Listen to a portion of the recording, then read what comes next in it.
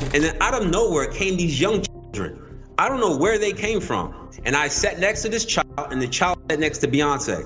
So I hear B say something about, doesn't this look sexy, or isn't this sexy? Is it a love offering or is it a conjuring offering? Like, does she do her own? So she's a priestess like you, is what you're saying? She could be. I don't know if she's initiated, but I'm saying she's been crowned. You could be crowned and not be initiated, as far as a priestess.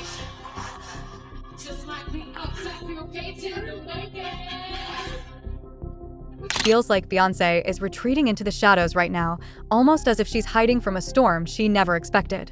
She didn't even appear at the Super Bowl, and that silence is speaking volumes. It's not only because her husband's name surfaced inside those explosive files. Former NFL star Larry Johnson has stepped forward with chilling claims about a strange private party he says he once attended with Beyoncé years ago. What he describes isn't glamorous or innocent. According to him, what unfolded that night left him deeply unsettled. Back then, Larry Johnson and Jay-Z were inseparable, moving through the same powerful circles until their bond suddenly shattered. No warning, no public fallout, just distance. The break reportedly came after Larry Johnson began openly questioning who really controls the machinery of entertainment. If that pattern feels familiar, think about Kanye.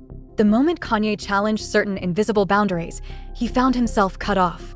Jay-Z and Beyoncé distanced themselves. But that's not the end. Other voices are emerging, suggesting Beyoncé could be linked to darker dealings. These remain allegations, not proven facts. Still, when stories start aligning, perception shifts, and it's unfavorable.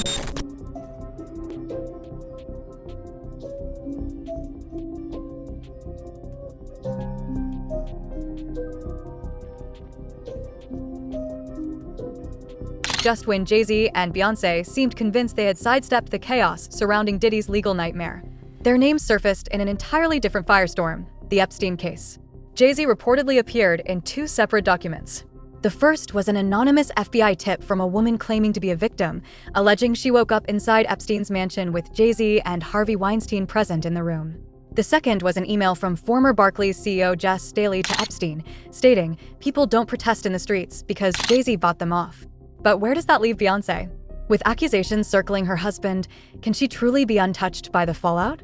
Larry Johnson doesn't believe so. Johnson, a former Kansas City Chiefs running back, dominated the league in the mid-2000s and stood among football's elite. During his prime, he shared a close bond with Jay-Z, frequently appearing alongside him at high-profile events. Larry also became a visible face of the Rocawear empire, emerging as one of its earliest star athlete endorsers.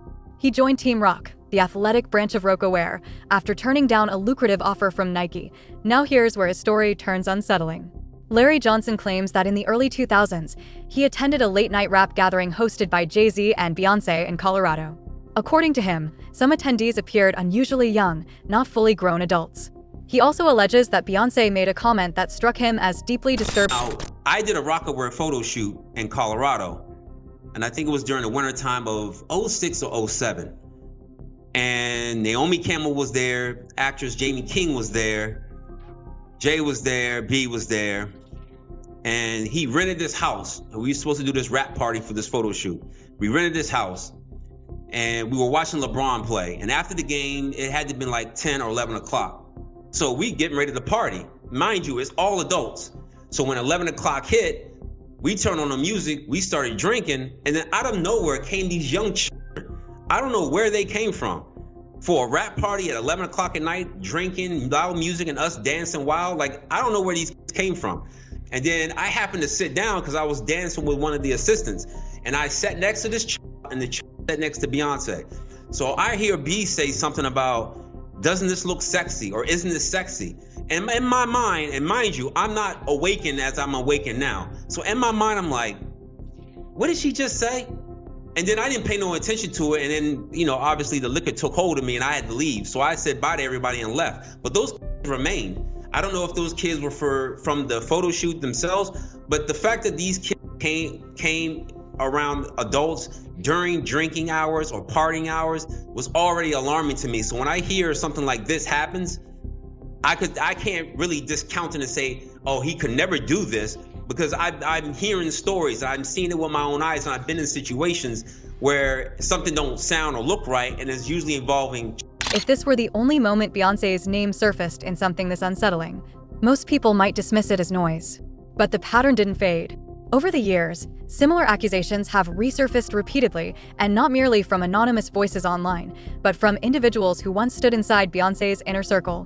One of the most talked about examples is Kimberly Thompson, her former drummer. In 2018, Kimberly Thompson made headlines when she accused Beyoncé of engaging in what she described as extreme witchcraft.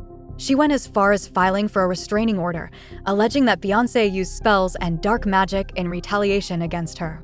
According to Thompson, the situation escalated so intensely that she claimed she was forced to relocate multiple times, desperately searching for a sense of safety and peace. This has been going on since 2006, and it's just been getting worse and worse and worse. And for a very long time, I put this person on a pedestal. I loved them. I'd send emails, publicly, happy birthday and all this stuff. And the entire time, this person was casting spells and manipulating me and controlling my job situations, my relationships, just all kinds of. And then there's Beyoncé's former dance captain, Ashley Everett.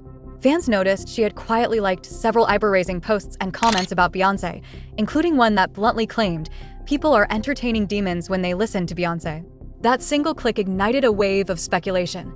The post Ashley Everett interacted with was tied to a viral speech by poet Jackie Hill Perry. In that address, Jackie Hill Perry argued that major artists, including Beyoncé, function as puppets, advancing what she described as a calculated, demonic agenda. Who told us you got to be a witch to be black?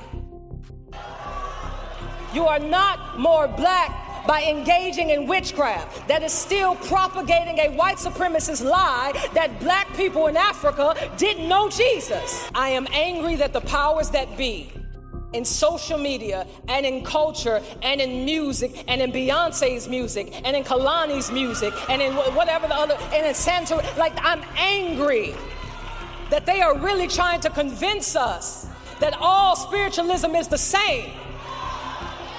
And we have digested this impurity and this, we want so bad not to be legalistic that we actually become. But the story takes an even darker turn.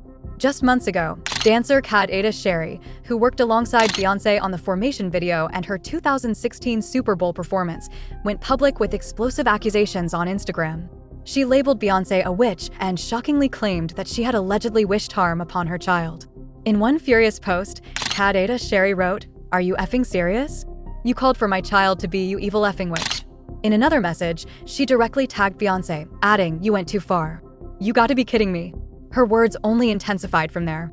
"Watch what the F y'all do at this time," she warned. "When it was happening to me, I stayed silent for my career. Not when it comes to my goddaughter. I'll blow your world up. Really, man."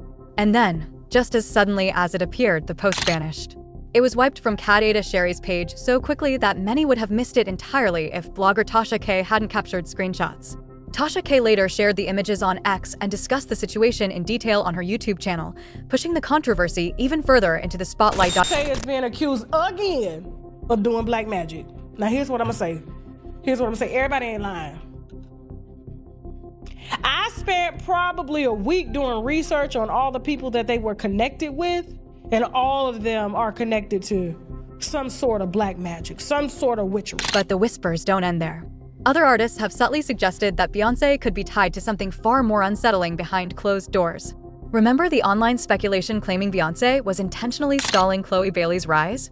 Right as those rumors were catching fire, Chloe Bailey uploaded a video opening up about the industry's darker reality. She never directly named Beyoncé, but the timing felt impossible to ignore. In the clip, Chloe Bailey revealed she broke down in tears after watching the Michael B. Jordan film Sinners. She said the movie hit too close to home, mirroring what she believes truly happens in the music world, a system where artists feel pressured to surrender pieces of themselves, as if unseen forces are demanding their very souls. After Sinners, I cried. Do you know why I cried? Yes or no? Or you're just like, Chloe, you cried because you're crazy. Just tell me. Okay. So I think anyone who, it just reminds you so much of the industry, right? And it's like, you could have a gift like he did with his guitar. And like they said, when he's singing, he's honoring his ancestors and uplifting and all of that, but then it also attracts the not good. So it's like, in order for him to be successful, the vampires were telling him he has to sell out so that he could be, so that he could live forever and his music could live forever. And it's exactly like things that I see and go through. And that's when the internet did what it always does. It started stitching pieces together.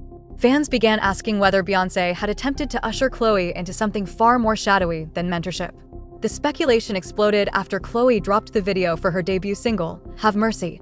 Almost instantly, viewers flooded the comments, calling the imagery dark, ritualistic, even demonic. Many drew direct comparisons between the video's intensity and Beyoncé's infamous alter ego, Sasha Fierce, arguing the energy felt eerily familiar, like history repeating itself under a different name.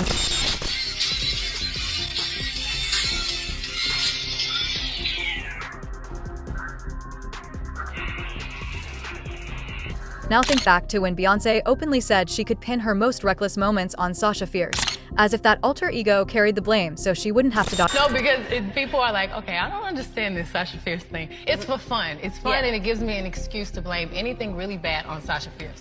That's awfully convenient, isn't it? Now, does any of this definitively prove that Beyoncé is directly tied to the Epstein scandal? No. There's no confirmed evidence placing her inside that case. But for many observers, proximity matters. The circles you move in matter. And right now, the optics are impossible to ignore. Beyoncé noticeably skipped the Super Bowl while Jay-Z stood front and center, confidently walking the stadium with Blue Ivy at his side, just days after his name surfaced in those documents. To it didn't look casual. It looked strategic.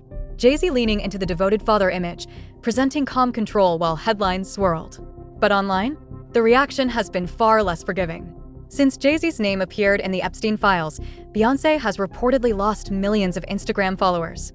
And the comment sections under her latest posts tell their own story. Some of the messages read like final verdicts. You're done. You knew and protected him. Maybe the Illuminati rumors weren't so crazy after all. Others declared, the downfall of the Carters has begun. So now the question shifts to you. Do you believe Larry Johnson's account of that Colorado party and the remark he claims Beyoncé made? Or is this another case of rumors snowballing into something bigger than the facts? And could any of it connect back to the Epstein controversy at all? Let me know what you think. Drop your theories below and stay ready for what comes next.